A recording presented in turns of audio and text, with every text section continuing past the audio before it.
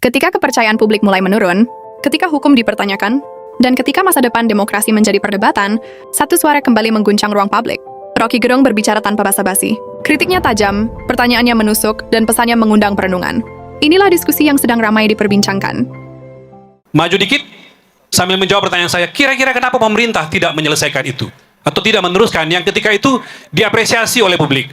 Ada peristiwa oleh PBB, kata Pak Mahfud ya, oleh PBB, dan itu diberitakan di berbagai media.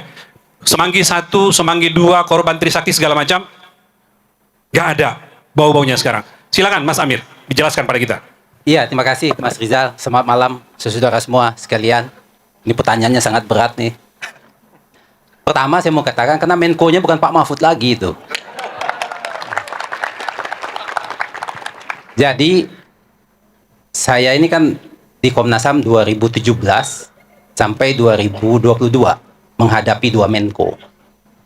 Hari ini saya kembali lagi di Komnas HAM baru sebulan. Menko-nya lain lagi. Waktu Menko-nya Pak Wiranto, memang nggak bisa apa-apain Pak. Begitu Pak Mahfud jadi Menko, dia undang saya, kami diskusi. Agak sedikit berdebat memang. Tapi berdebat dengan Pak Mahfud kan susah menangnya kita. Tapi waktu itu saya sampaikan, Pak Mahfud, karena tadi teman-teman semua mengatakan reformasi sudah semaput ini ya kan. Saya Jito tadi. Ini pelaku reformasi, Pak. Ari Jito, ya itu. Ya. Nanti bicara setelah ini Ari Jito. Nah, kalau kita ingat reformasi itu memang satu tuntutannya memang pertanggungjawaban hukum ini. Tapi begitu Pak Wiranto jadi Menko Polkam, Pak, saya bertemu dengan dia 2 jam, sejam setengah dia cerita tentang dirinya sendiri. Habis itu saya bilang sama teman saya bilang nih, udah habis main kita ini. Habis itu saya pamit aja, nggak ada pembicaraan. Baru ketika Pak Mahfud jadi Menko, baru kita bicara. Memang perdebatannya panjang. Tapi waktu itu saya katakan, mungkin untuk pelakunya, belum bisa kita minta pertanggungjawaban secara hukum. Tapi korbannya kan nyata. Masa negara nggak mau tanggung jawab begini, saya bilang? Sementara pelakunya bisa jadi pejabat tinggi. Kan ini soal kita hari ini. Waktu itu. Ya Pak Mahfud, iya juga gitu kan. Akhirnya terjadilah itu. Apa langkah pemulihan itu. Tapi hari ini, saya kembali lagi ke Komnas, 3 tahun saya keluar, tidak ada gagasan apapun tentang ini hari ini. Tidak ada. Meskipun ada Menteri HAM-nya hari ini. Dan teman baik saya juga. Nah, jadi yang kita butuhkan ke depan memang memastikan seperti Bang Parman sampaikan waktu pidato tadi, apakah kita mau melunasi hutang ini kepada semua korban ini? Nah, mungkin hari ini reformasi kita ini semaput ini karena kita tidak pernah mendengar apa yang dialami oleh korban itu secara serius. Korban dihilangkan dari pembicaraan politik kita hari ini. Seakan-akan Republik ini tidak pernah mengalami itu semua. Nah, saya harap mungkin sekarang pembicaraan kita tentang hak asasi manusia, kita kembali kepada suara korban itu. Hukum tidak dibuat oleh sejarah hukum. Hukum dibuat oleh politisi yang ada di DPR. Apakah mereka berpikir tentang cara berpikir hukum itu? Wallahu a'lam hari ini. Mungkin dulu Pak Mahfud ada di DPR, masih kita dengar suara yang seperti itu. Hari ini nggak ada. Jangan-jangan dari 500 anggota DPR, 500-nya nggak pernah ngomong, Pak. Apalagi tentang korban tadi itu.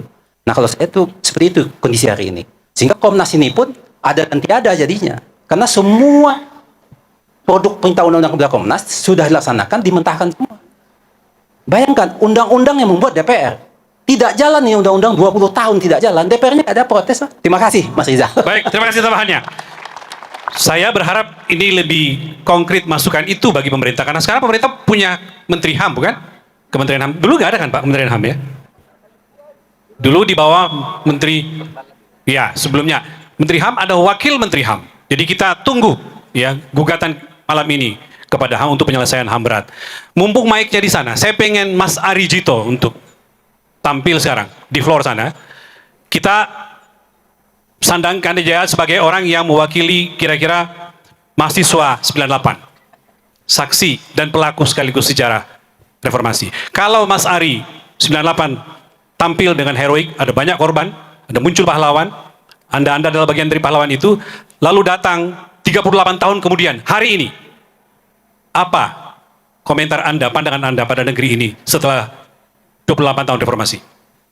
Ya, demokrasi sekarang ini mengalami kebangkrutan dan salah satu sumber penyebabnya adalah defisit reformasi. Praktek reformasi di Indonesia sekarang ini semakin ke sini itu mengalami pengurangan yang luar biasa. Kita cenderung membuat permakluman atas realitas itu karena dianggap hal yang biasa.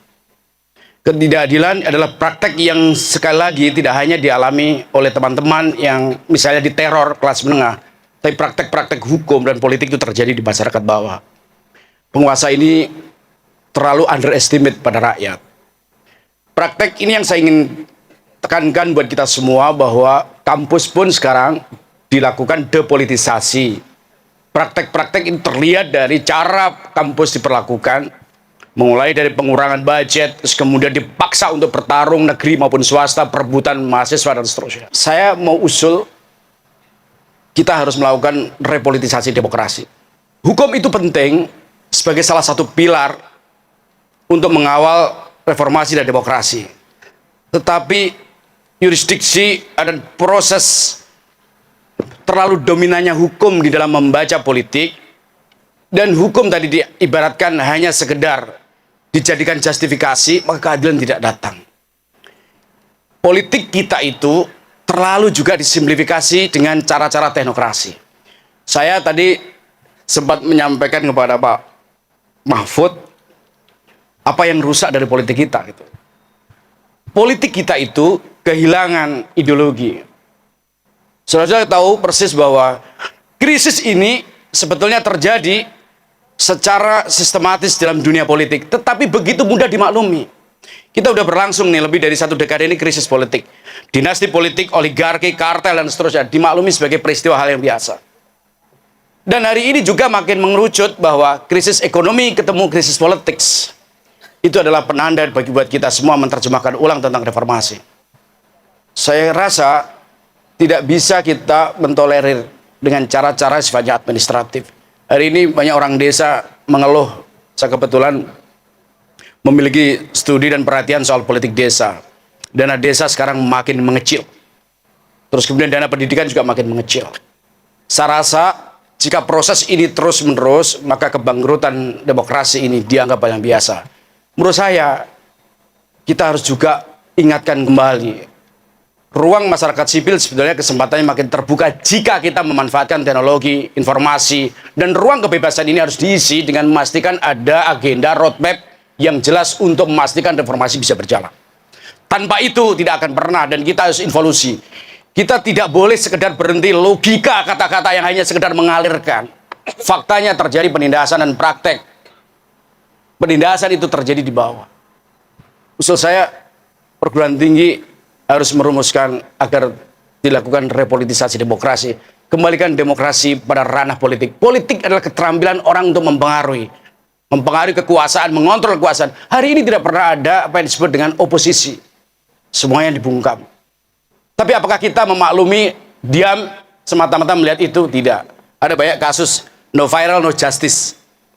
Kita perlu menjemput itu. No viral, no justice itu artinya rakyat bisa diperhatikan jika bersuara dan publik perlu kontrol. Itu artinya jika tidak ada kontrol publik, tidak ada oposisi, maka demokrasi makin bangkrut. Saya kira pesan pentingnya itu, dan saya berharap ruang ini harus diisi. Saya percaya anak-anak muda yang kemarin itu teman-teman underestimate ya. Pemilu 2004 dianggap generasi gemoy, terus dianggap strawberry, tetapi anak-anak muda sekarang memiliki kemampuan, kecerdasan mereka. Peristiwa kemarin tahun 2025 ketika ketegangan politik, mereka tampil dan berperan itu. Nah, karena itu TIO saya kira adalah bagian dari sekian banyak gerakan yang kita tidak perlu harus menghakimi, tetapi justru mendorong agar inisiatif-inisiatif ini terus tumbuh berkembang. Saya kira selain kita perlu melakukan repolitisasi demokrasi, kita perlu memperkuat kembali oposisi. Karena dengan oposisi itu demokrasi akan sehat. Saya percaya masih banyak PR, kita terus-menerus mengalami defisit. Saya rasa juga kalau kita 28 tahun reformasi ini bukan meromantisasi, tapi menilai ulang mengenai capaian-capaian yang sudah ada. Dan kecenderungan bangkrut dan merosot itu karena apa? Apakah ini tidak bisa diselamatkan? Bisa. Salah satunya adalah memanfaatkan momentum, melakukan konsolidasi yang lebih konkret untuk melakukan perubahan dan perbaikan. Terima kasih. Tepuk tangan Arijito. Terima kasih perwakilan Angkatan 98 hadir bersama malam ini. Apa yang disampaikan Mas Ari, saya mau teruskan ke Oki. Bahwa sebagai orang yang lahir pada generasi berikutnya, Oki, tadi yakin sekali bahwa anak muda masa kini mungkin sekali mengisi agenda-agenda tadi yang disampaikan. Ada keyakinan bahwa akan ada agenda demokrasi yang bisa dibangun oleh anak muda. Bagaimana Oki melihat itu? Oh ya, saya yakin sekali, dan itu sudah terlihat ketika peristiwa demo terbesar Indonesia gelap, sebelum Indonesia gelap, peringatan darurat. Dan bagi saya peringatan darurat itu merupakan bentuk nyata bagaimana generasi hari ini, Gen Z, bisa memadukan antara kekuatan sosial media dengan demonstrasi jalanan yang bisa menekan elit politik. Dan kalau teman-teman ingat, salah satu yang patut dicatat dari peringatan darurat adalah dipicu oleh postingan sosial media dari keluarga presiden saat itu, keluarga Pak Jokowi, dengan roti yang harganya $40, pesawat jet yang dipakai ke Amerika, kemudian bisa menggelorakan kemarahan, bisa menggerakkan teman-teman Gen Z. Bagi saya itu adalah bentuk nyata dari apa yang saya sebut waktu itu sebagai revolusi Fufu Fafa. Jadi bagaimana apa yang ada di internet itu kemudian bisa menggerakkan dan dipadukan dengan kita semua turun ke jalan, akhirnya membawa perubahan. Tapi kemudian begini, Mas Rizal, saya mencatat kita harus juga mewaspadai. Kekuasaan sekarang pun memainkan strategi yang sangat cantik dalam upaya menjinakkan gerakan masyarakat sipil. Kita bisa melihat ada upaya-upaya sistematis agar gerakan masyarakat sipil lumpuh, tidak berdaya, dan akhirnya padam. Salah satunya misalnya, kita lihat kemarin, demo buruh. Demo buruh di hari buruh yang harusnya menjadi ajang bagi buruh untuk menyuarakan kegelisahan, menyuarakan tuntutan, diubah menjadi sebuah bentuk konser, joget bersama-sama, ya kan? Ya, salah satu bentuk penjinakannya adalah misalnya juga dengan sahabatnya Pak Rocky dijadikan menteri. Karena sahabatnya Pak Rocky itu adalah pemimpin gerakan buruh. Nah, ini hanya satu contoh saja. Sementara contoh yang lain, ketika kita bicara tentang pelanggaran HAM tahun 98, banyak kawan-kawan aktivis 98 yang ketika kemudian sekarang dirangkul masuk dalam pemerintahan, mereka tidak lagi bersuara tentang itu. Lalu kita juga bisa melihat ketika tadi disebut tentang Kementerian HAM dan Wakil HAM. Adanya institusi itu, alih-alih untuk menegakkan HAM, justru adalah upaya untuk menjinakkan dan memadamkan upaya pengusutan pada kasus-kasus HAM. Dan fakta bahwa menteri dan wakil menterinya adalah mantan aktivis. Nah, itu juga cara kekuasaan untuk meredam upaya-upaya menuntut itu. Ketika Marsinah diangkat menjadi pahlawan nasional, saya orang yang menentang itu. Banyak di antara kita yang merasa bersyukur, merasa bangga akhirnya Marsinah diangkat jadi pahlawan nasional. Tapi bagi saya itu merupakan bentuk hero washing. Jadi dengan memberi label pahlawan, maka kasus Marsinah dianggap selesai. Maka pemerintah dianggap pro pada korban. Dan lebih dari itu, Marsinah yang selama ini sudah hidup di hati rakyat, sudah menjadi pahlawan bagi rakyat, menjadi pahlawan dari kekuasaan. Dan kita bisa lihat kemarin, ketika Pak Prabowo datang meresmikan koperasi desa di Nganjuk, dia pun mampir untuk ziarah kan ke makam Marsinah. Jadi simbol-simbol pergerakan rakyat pun dikooptasi, diambil. Di titik ini kemudian, pertama adalah kita harus menolak itu. Jangan sampai kita juga ikut untuk dikooptasi. Bagi saya, tawaran MBG, tawaran SPPG untuk kampus sebenarnya juga upaya kekuasaan untuk mengkooptasi kampus. Ketika setiap kampus nanti mengelola SPPG, mengelola MBG, jangan harapkan ada suara kritis dari kampus untuk mengkritik MBG kan. Tapi syukurlah UI sudah menunjukkan untuk menolak ya, Pak Rektor ya. Tapi sayangnya kita melihat banyak kampus yang juga mulai menerima. Jadi itu kita harus menolak dikooptasi dan kita harus terus merapatkan barisan. Kita harus terus mencari strategi-strategi baru cara yang lebih kreatif, cara yang lebih menyentuh generasi hari ini untuk terus menyalakan kesadaran itu. Oke, Mbak Dasari, tepuk tangan. Teman-teman, saya perhatikan belum ada yang beranjak dari tempat duduk, masih stay, hebat sekali. Dan saya beritahu Anda betul, tunggulah karena nanti di ujung akan muncul Mas Butet Kartarajasa. Tapi sebelum Mas Butet, tadi di floor bicara tentang HAM, bicara tentang demokrasi, Mas Arijito, saya ingin sekarang bicara tentang hukum. Bagaimana melihat penegakan hukum di negeri ini. Kalau tadi angkatan 98, di sini angkatan tahun 2002, saya pengen angkatan 90-an. Ada Bung Ari Yusuf Amir. Bung Ari, Anda masih ada?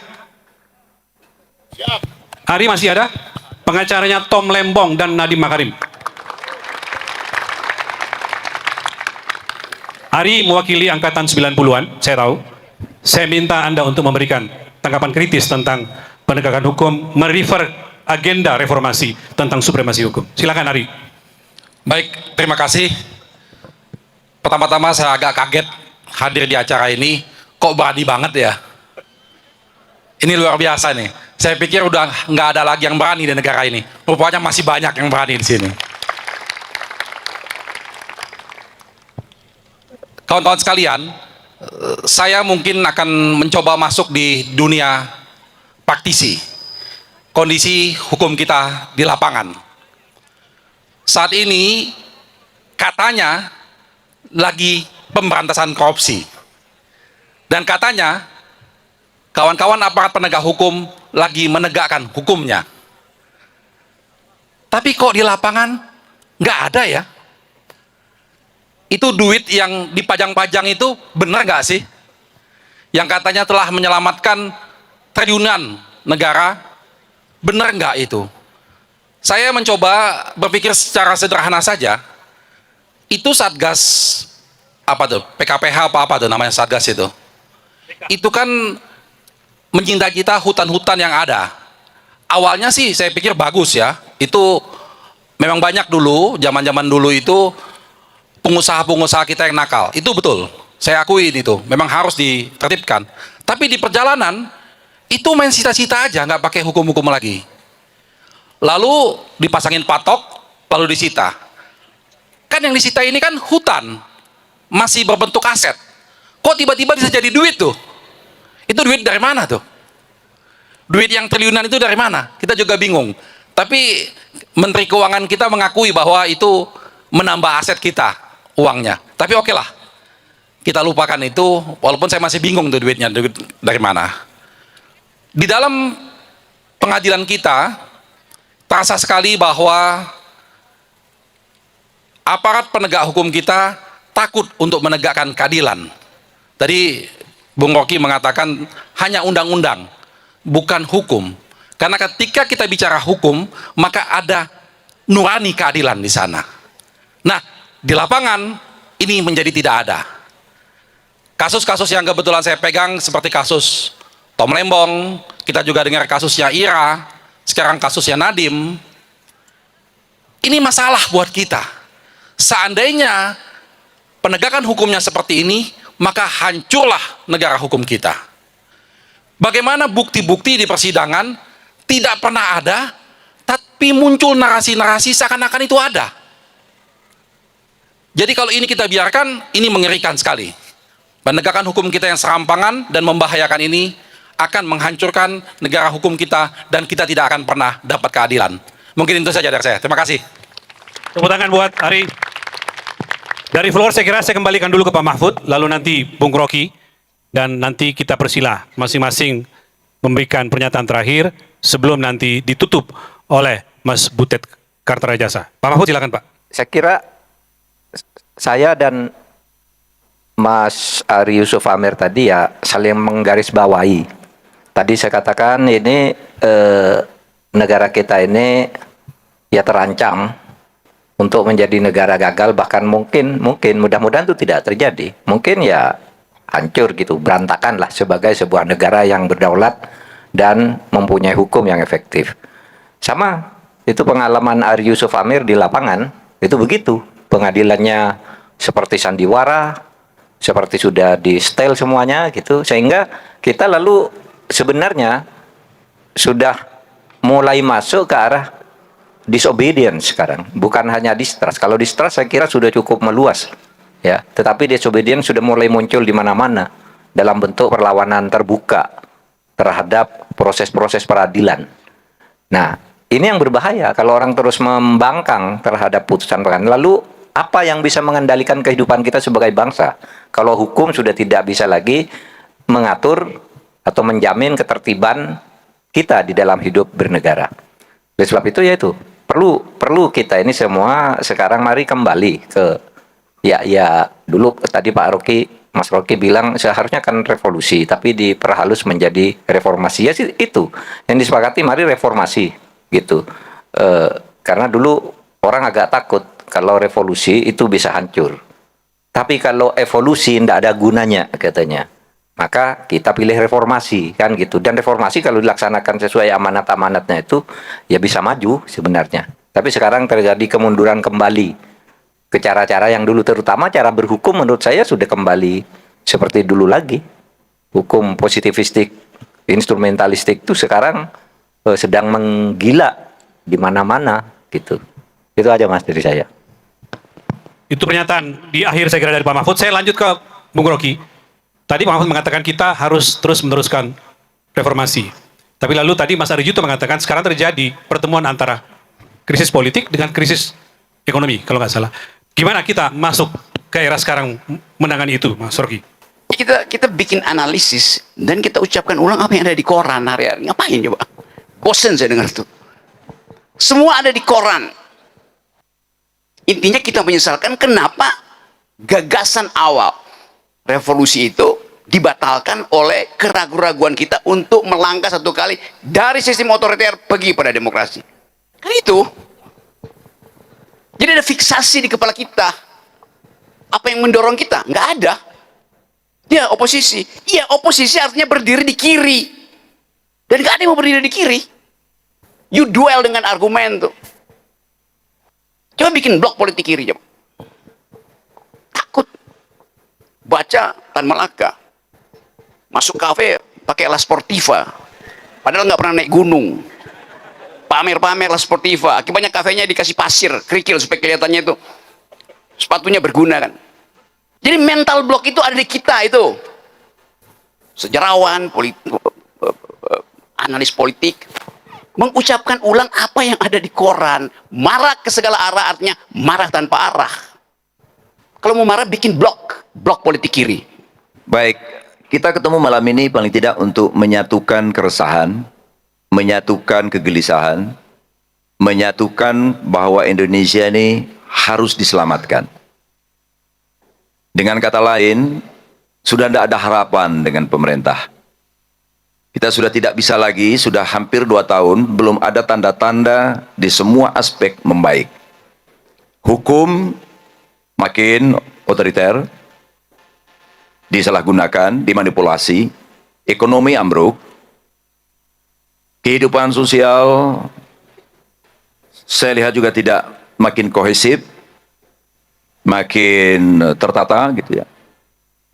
Dan seterusnya.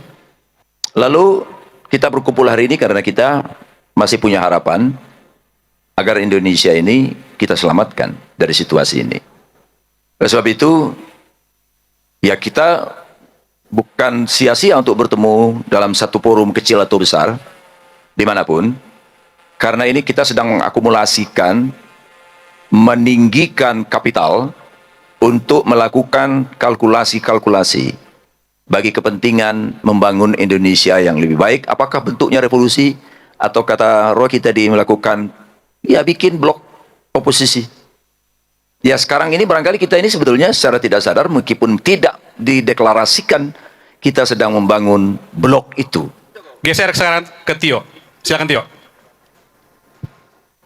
Sejak Prabowo Gibran terpilih, rasanya kita sudah tidak lagi punya harapan pada reformasi. Karena sejak Prabowo Gibran terpilih, sejatinya reformasi telah mati. Dan jangan pernah kita mungkin berharap, mana mungkin kita berharap, akan ada penegakan hukum atas pelanggar HAM ketika yang pertama akan dipanggil oleh penegak HAM adalah presiden kita hari ini. Jadi, kita berhadapan pada situasi di mana kemampatan dan harapan itu tidak bisa ada lagi. Jadi kemampatan terjadi, harapan tak ada lagi. Tio nih, naikin 1 oktav analisismu. Ngapain Gibran, Jokowi? Kita udah tahu itu. Kita naikkan 1 oktav. Ya. Oke. Mari kita pandang ke depan. Apa yang mungkin akan terjadi dalam beberapa bulan ke depan. Situasi hari ini, tadi sudah disebutkan, ada pertemuan antara krisis politik dengan krisis ekonomi.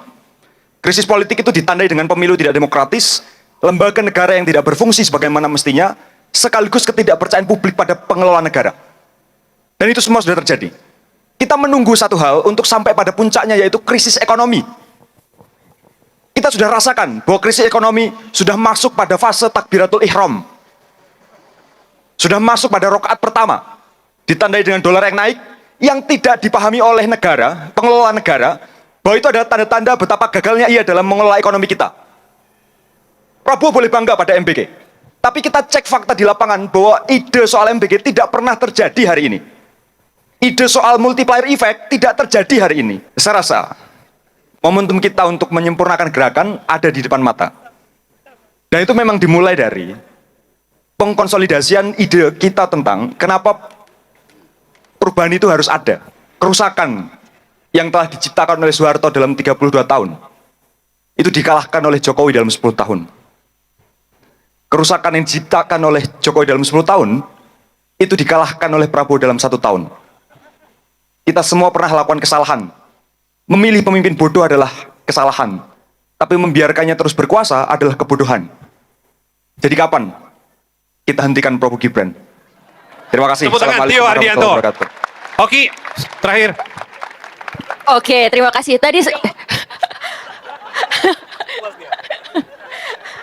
Jadi tadi saya sudah sampaikan di awal, reformasi sudah mati. Jadi bagi saya acara hari ini bukan berpikir bagaimana melanjutkan reformasi, tapi bagaimana kita memulai yang baru. Dan di sini memang saya setuju blok kiri tadi, dan itu sebenarnya Pak Rocky, saya sedang melakukan itu, gitu kan? Kita semua sedang melakukan itu.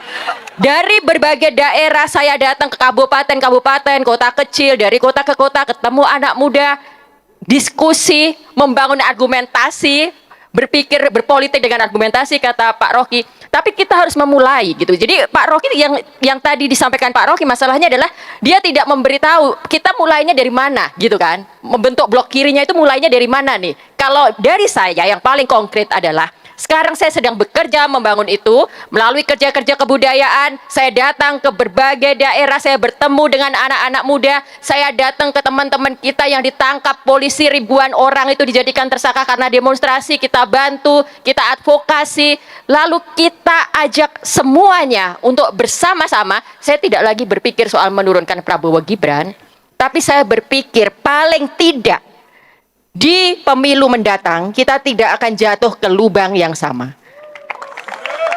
Kita harus reclaim lagi, kita bangun lagi. Jadi reformasi sudah mati. Batasnya Mei 2026 ini kita hanya akan menjadikan 98 sebagai pelajaran, dan kita kemudian membuat model, membuat strategi yang lebih baik untuk kedepannya nanti. Begitu saja dari saya. Terima kasih. Tepuk tangan untuk semua bicara. Saya persilakan sekarang panggungnya kepada Mas Butet Kartarajasa untuk tampil di depan kita. Mas Butet.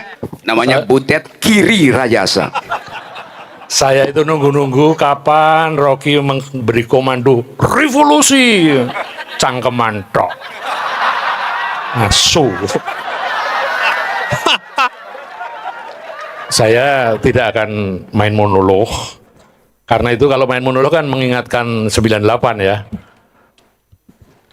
Tapi saya mau merespon profesor kita yang kinyis-kinyis ini. Tadi kan ini menyatukan keresahan bersama. Jadi kalau saya baca puisi, sebenarnya puisi ini juga keresahan kita bersama yang saya rasakan terutama. Ini saya tulis 13 Mei ya, Rizal ya. Pada waktu Pak Mahfud ulang tahun, sebagai kado ulang tahun. Tempo hari cuma didengarkan oleh sedikit orang. Hari ini saya akan baca puisi didengarkan begitu banyak energi untuk saya.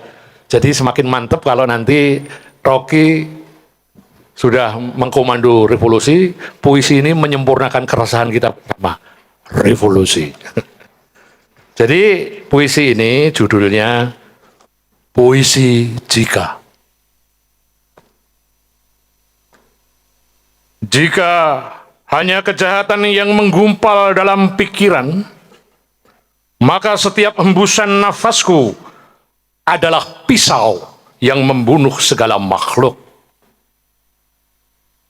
Jika yang menyebabkan aku bertakhta hanya siasat dan akal-akalan, maka ketika berkuasa aku konsisten pelongo-pelongo, tak tahu mau bicara apa. Jika cuma senapan yang membuat aku berwibawa, maka aku hanya bisa memberondongkan peluru supaya tetap berwibawa. Jika kegagahan terlihat genit dan melambai, maka hanya pria kemayu kuutamakan menguji kejantananku. Ngerti karepe ta? Ora ngerti ya goblok permanen.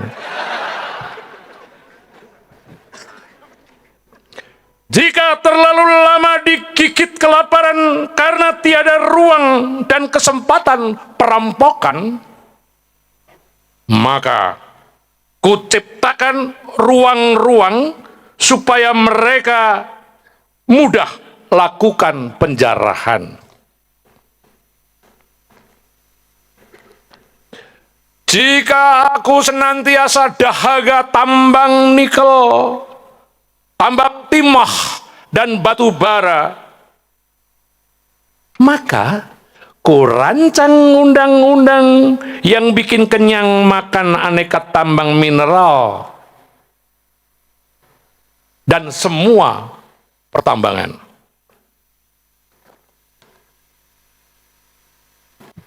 Jika para pemimpin tidak malu-malu merampok dengan kedok pemberian gizi dan membangun koperasi, maka sesungguhnya para pemimpin sedang menyiapkan diri di gulung zaman dan mengonggok di dalam bui. Jika setoran pajak rakyat untuk pesta ulang tahun penguasa dan peliharaannya, maka rakyat akan mengirim doa agar para penguasa terjungkal sebelum tiba waktunya. Insya Allah. Jika aku meneguk keringat rakyat dan menikmati jerit rakyat yang kelaparan, maka sesungguhnya aku sedang menunggu amuk rakyat merajam nasibku. Jika hukum kujadikan bola pingpong untuk mainan, maka pada saatnya hukum akan menggorok leherku dan tamatlah riwayatku.